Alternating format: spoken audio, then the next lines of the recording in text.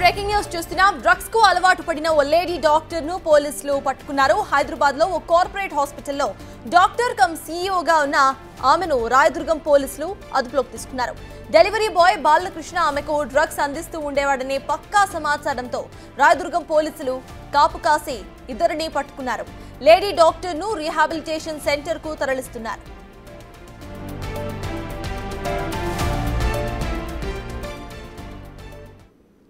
నిన్న తేదీన ఒక నమ్రత అని చెప్పి ఒక మెడికల్ ప్రాక్టీషనర్ లేడీ, తనకు తెలిసినటువంటి వంశ్ అనే ఒక వ్యక్తి ముంబైలో కొంత డ్రగ్ ఆర్డర్ చేస్తుంది.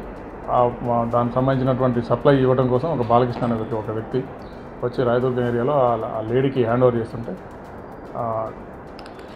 పోలీస్ వాళ్ళు ట్రాక్ చేసి పట్టుకొని వాళ్ళిద్దరి మీద కూడా కేసు రిజిస్టర్ చేసి వాళ్ళ దగ్గర నుండి ఒక 10,000 rupees cash, 53 grams cocaine, 2 cell ఫోన్లు రికవర్ చేసేసి వాళ్ళిద్దరి మీద కూడా కేసు చేసి రిమాండ్ చేయడం జరిగింది. ఫర్దర్ ఎంక్వైరీ నడుస్తున్నారు. నిన్న తేదీన ఒక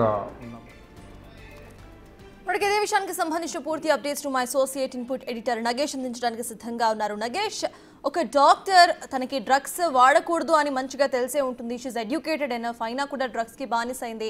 అసలు ఏంటి డ్రగ్స్కి బానిస అవ్వడానికి గల కారణాలు ఏంటి? దానికి సంబంధించిన అప్డేట్స్ ఏంటి?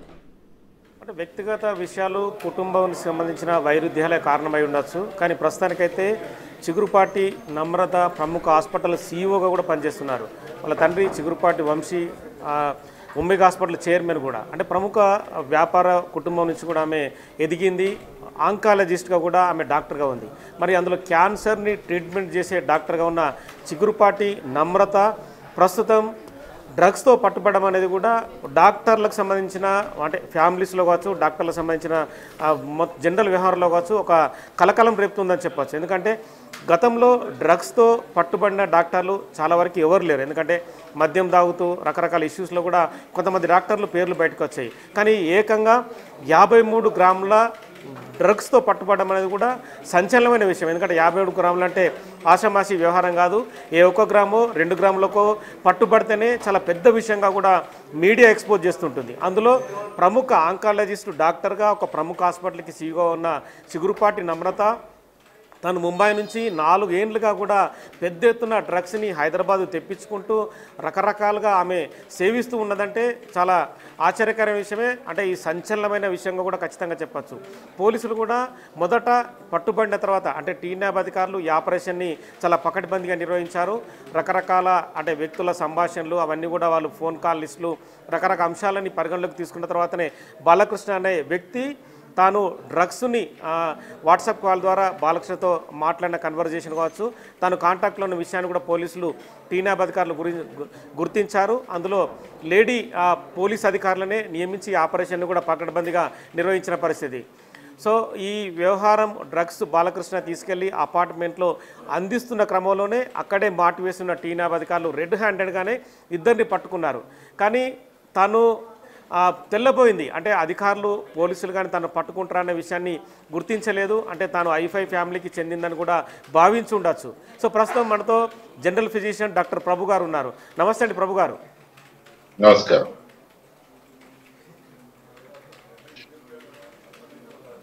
హలో, నమస్కారం ప్రభు గారు. చిగురుపాటి నమ్రత డ్రగ్స్ 53 గ్రాముల కొకైన్ని ముంబై నుంచి ఒక వ్యక్తి ద్వారా తెప్పించుకుంది. రెడ్ హ్యాండెడ్గానే టీనాబ్ అధికారులకు పట్టుబడింది. ఎలా చూస్తారు? ఒక డాక్టర్గా ఆమె ప్రముఖ హాస్పిటల్లో సీఈఓగా ఉంది. ఆంకాలజిస్ట్గా కూడా క్యాన్సర్ పేషెంట్లకు చికిత్స చేసే వైద్యురాలిగా కూడా పేరు పొందింది. ఫస్ట్ థింగ్ అండి, ఆవిడ ఎడ్యుకేషన్ క్వాలిఫికేషన్స్ ఫస్ట్ తెలుసుకోవాలి. ఎందుకంటే మీరు క్యాన్సర్ అంటున్నారు, ఇవన్నీ అంటున్నారు. ఆంకాలజిస్ట్ ఆమె, అంటే ఒమేగా హాస్పిటల్ సీఈఓగా ప్రస్తుతం ఆమె విధులు నిర్వహిస్తుంది. నేను చెప్పేది రండి ఒక మాట. మీరు ఫస్ట్ ఆవిడ ఏ క్వాలిఫికేషన్ ఉంది, డాక్టర్ గారా కాదా, ఎంబీబీఎస్ ఎండియా లేదా వేరే డిపార్ట్మెంట్ డాక్టర్ అనే విషయం కూడా మనం ఫస్ట్ తెలుసుకోవాలి. మీరు ఇప్పుడు ఈ విషయాన్ని తెర మీద తీసుకొచ్చారు కాబట్టి మేము కూడా దాని మీద ఇన్వెస్టిగేట్ చేస్తాం. మన ఇండియన్ మెడికల్ అసోసియేషన్ తరఫు నుంచి కానివ్వండి, మెడికల్ కౌన్సిల్ దగ్గర నుంచి కానివ్వండి, ఆమె గురించి కంప్లీట్ ఇన్ఫర్మేషన్ ఉంటుంది. డాక్టర్ అయితే, ఎంబీబీఎస్ డాక్టర్ అయితే ఈ విషయాల మీద పూర్తి అవగాహన తీసుకోవడానికి మేము ప్రయత్నం చేస్తాం first thing. Second thing, drugs అనేది ఒక మహమ్మారి, మనందరికీ తెలిసిన విషయమే. సో డ్రగ్స్ అనేది ఒక మహమ్మారి కాబట్టి మనము కేర్ఫుల్ గా ఉండాల్సినటువంటి అవసరం ఉంది. ఈ రోజు ప్రపంచం అంతా భయపడుతుంది. మనం ఈ డ్రగ్స్ అనేది టెర్రరిజం కంటే భయానకమైనది. ఒక రాష్ట్రం, దేశం పాడైపోవాలంటే, యువత పాడైపోవాలంటే, టెర్రరిజం కంటే ఇంటర్నల్ గా మనం పాడైపోవడానికి ఇది ఎంతో ప్రోత్సాహకరమైనటువంటి విషయం. ఒక దేశం పాడైపోవడానికి, ఒక రాష్ట్రం పాడైపోవడానికి. కాబట్టి మనము ఈ విషయం పైన పూర్తి అవగాహనని సాధించాల్సిన అవసరం ఉంది. ఎందుకంటే మీరు ప్రముఖమైన హాస్పిటల్ అంటున్నారు, ప్రముఖమైన వ్యక్తి అంటారు, వీటి మీద పూర్తిగా మనం తెలుసుకోవాలి. ప్రైమరీ ఇన్వెస్టిగేషన్ ఏంటంటే పోలీసుల నుంచి ఈమె 4 ఏళ్లుగా డ్రగ్స్ వాడుతుంది, రకరకాల వ్యక్తులు, వంశీ టక్కర్ అని చెప్పి ముంబైలో ఒక ఈ డ్రగ్స్ సంబంధించిన వ్యాపారి ఉంటాడు, ఆయన నుంచి రకరకాలుగా ఈమె తెప్పించుకుంటుంది. ఇప్పటికే 5 నుంచి 10 సార్లు కూడా డ్రగ్స్ సప్లై చేసుకుందని కూడా ఇన్వెస్టిగేషన్లో ప్రైమరీగా తేలింది కూడా. ఎస్, అందుకేనండి ఇప్పుడు ఎవరైనప్పటికీ కూడా వాళ్ళు డాక్టర్ కానివ్వండి, యాక్టర్ కానివ్వండి, ఎవరైనప్పటికీ కూడా చట్టం తన పని చేసుకెళ్తుంటది, వ్యవస్థలో జరగాల్సిన పని జరుగుతుంటుంది. అయితే మేము చెప్పేది ఏంటంటే, ఒకవేళ డాక్టర్ అయితే మాత్రం తప్పకుండా ఇండియన్ మెడికల్ అసోసియేషన్ పరిధిలో కానివ్వండి, లేదా medical council, Telangana state medical council కానివ్వండి, ఇండియన్ మెడికల్ కౌన్సిల్ కానివ్వండి, నేషనల్ మెడికల్ కమిషన్ కానివ్వండి, వీటన్నింటిలో కూడా వీటికి కూడా చట్టపరమైనటువంటి అంశాలు ఉన్నాయి. ఒకవేళ ఈ డాక్టరే ఇలాంటి పనులు కనుక చేస్తే ఏ విధమైనటువంటి చట్టపరమైన చర్యలు తీసుకోవాలి. ఇప్పుడు మీరు నార్కోటిక్ యాక్ట్స్ ఉన్నాయి, ప్లస్ పనిష్మెంట్ 37 సెక్షన్ 37, తర్వాత ఇతర 42 సెక్షన్, రకరకాల సెక్షన్ నార్కోటిక్ సెక్షన్స్ ఉన్నాయి. వాటి పరంగా కేసులు చేస్తారు, వాటి పరంగా వాళ్ళు చేయాల్సిన పనులు చేస్తారు. అయితే యాజ్ మెడికల్ కౌన్సిల్ కానివ్వండి, యాజ్ ఇండియన్ మెడికల్ అసోసియేషన్ కానివ్వండి, మేము కూడా వారి గురించి పూర్తిగా వివరణ తీసుకొని, ఎందుకంటే ఇప్పుడు ఇందాక ప్రభు గారు ఒక చిన్న క్వశ్చన్ మీరు చేశారు. ఈమె హైదరాబాద్లోనే MBBS చేసింది, అమృత ఇన్స్టిట్యూట్లో MD రేడియేషన్ ఆంకాలజీ కూడా ఈమె పూర్తి చేసింది. అంటే మీకు ప్రైమరీ ఇన్ఫర్మేషన్ ఇవ్వడం కోసం చెప్తున్నాను. థ్యాంక్ యూ ఇన్ఫర్మేషన్ ఇచ్చిన థ్యాంక్ యూ. మేము దీని మీద పూర్తిగా ఆ డాక్టర్ గారు ఎవరు, ఏంటి, ఎందుకు చేశారు ఇలాంటి పనులు, ఒకవేళ డ్రగ్స్ కి బానిసై, లేదా వ్యక్తిగత కుటుంబ సమస్యలతోటి డ్రగ్స్ కి బానిసైందా, లేదా వేరే సమస్యలతోటి ఒంటరితనంతో బానిసైందా ఏంటి అనే విషయాల్ని పరిపరాల అంశాలు ఉంటాయండి. ఎందుకంటే ఒక వ్యక్తి డ్రగ్స్ తీసుకుంటున్నాడంటే అనేక కారణాలు ఉంటాయి దాని చుట్టూ. సో మనం ఆ డ్రగ్స్ అనేటువంటి బూచి నుంచి వాళ్ళని తప్పించాల్సిన బాధ్యత సొసైటీ వ్యవస్థలో మన మీద బాధ్యత ఉంది. ఒక వైద్యులుగా మా పైన బాధ్యత ఉంది. అయితే మేమేం చేస్తామంటే, పూర్తిగా దీని గురించి మీరు ఇప్పుడు ఇన్ఫర్మేషన్ ఇచ్చారు కాబట్టి మెడికల్ కౌన్సిల్ కానివ్వండి, లేదు ఇండియన్ మెడికల్ అసోసియేషన్ పరిధిలో ఎటువంటి అంశాలు వస్తాయో, ఇప్పుడు కోర్టు మీరు ఆల్రెడీ చెప్తున్నారు, పోలీసులు ఇన్వెస్టిగేట్ చేస్తారు, దీని మీద అనేకమైనటువంటి చట్టాలు కూడా వాళ్ళు రూపొందించుంటారు ఆల్రెడీ. అవును, ఎందుకంటే గవర్నమెంట్ కూడా చాలా కఠినమైన చట్టాలు రూపొందించింది. అంటే డ్రగ్స్ అమ్మినా, కొన్నా, వాడినా, వాటి గురించి ఏమన్నా సెర్చ్ చేసినా కూడా ఖచ్చితంగా కఠినమైన శిక్షల్ని ఈ మధ్యకాలంలో కాంగ్రెస్ గవర్నమెంట్ మీకు తెలిసే ఉంటుంది. రకరకాల మా స్పీచ్లలో కూడా ముఖ్యమంత్రి డైరెక్ట్గానే చెప్తున్నాడు, డ్రగ్స్ మహమ్మారి అనేది తెలంగాణలో కనిపించకూడదు అనేది చెప్తున్నారు.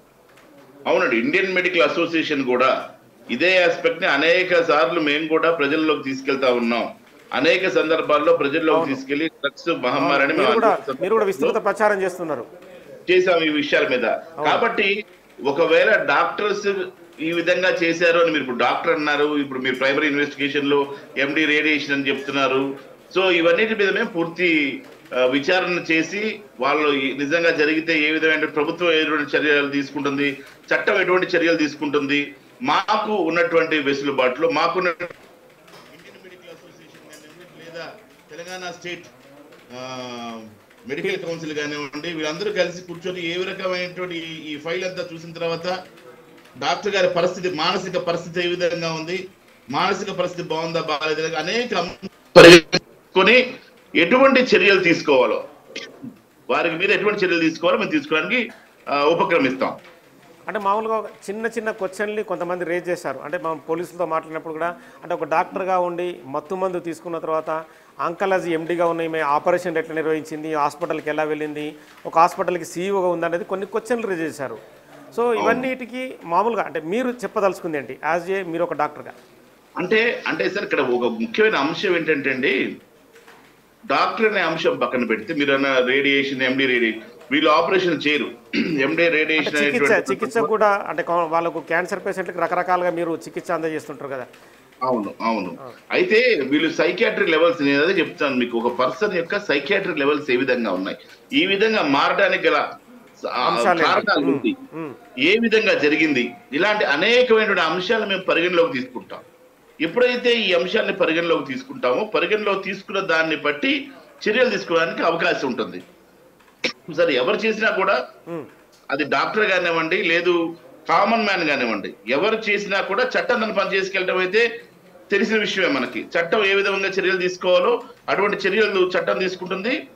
డాక్టర్ కాబట్టి మళ్ళీ ఇండియన్ మెడికల్ అసోసియేషన్ ఆధ్వర్యంలో కానీ మెడికల్ కౌన్సిల్లో కానీ ఎటువంటి చట్టాలు ఉన్నాయి వారి మీద చర్యలు తీసుకోవడానికి. అవన్నీ కనుక గిల్ట్ ప్రూవ్ అయితే ఎటువంటి చర్యలు తీసుకోవాలో ఆ చర్యలన్నీ కూడా మెడికల్ కౌన్సిల్ కానీ ఇండియన్ మెడికల్ అసోసియేషన్ కానీ తీసుకుంటుంది. అంటే జనరల్గా వైద్య వృత్తి అంటే వైద్యుడు నారాయణ అని చెప్పి జనరల్గా చెప్తుంటారు. అంటే వైద్యుడే దేవుడు అనేది కూడా రకరకాలుగా వస్తుంటుంది.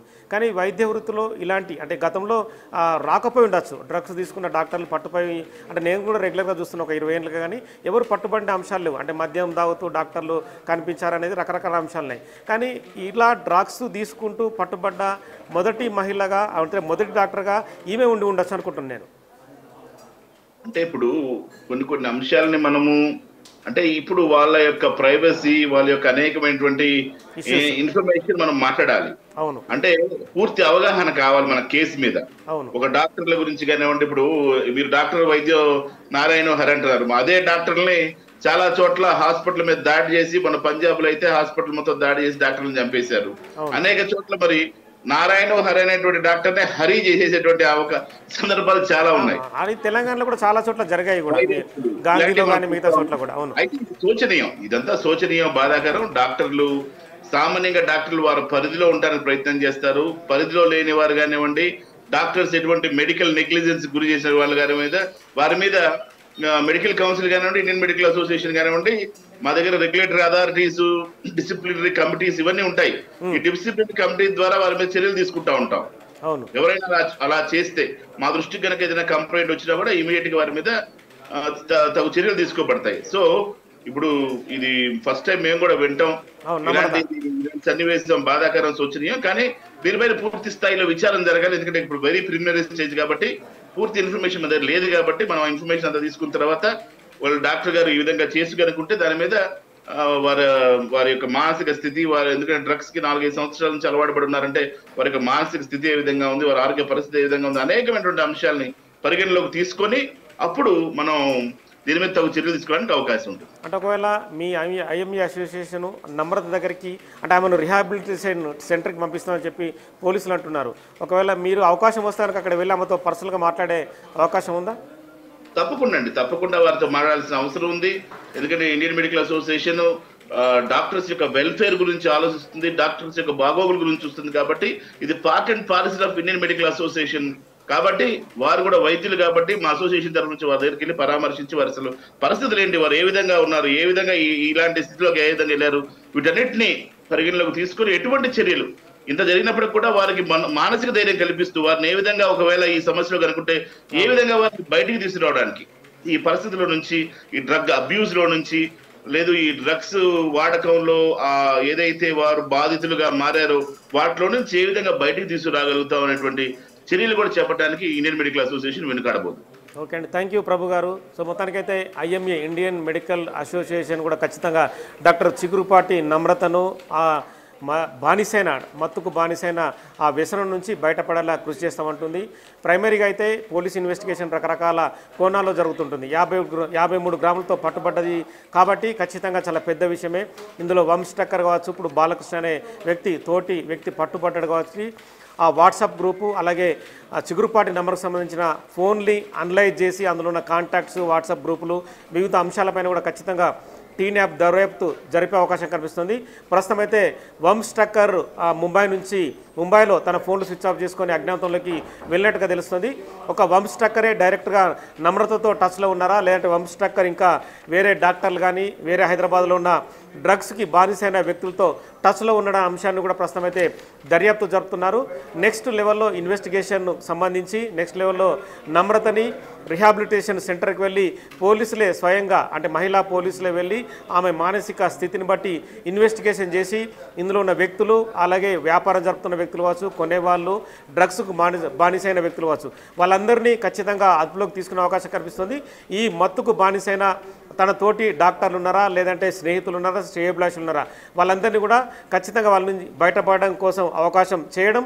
నెక్స్ట్ వంశ్ టక్కర్ని, ఇంకా హైదరాబాద్లో ఉన్న డ్రగ్స్ని సరఫరా చేసే వ్యక్తుల్ని అదుపులోకి తీసుకొని వాళ్ళందరినీ అరెస్ట్ చేసే అవకాశం అయితే కనిపిస్తుంది. Right, thank you Nagesh.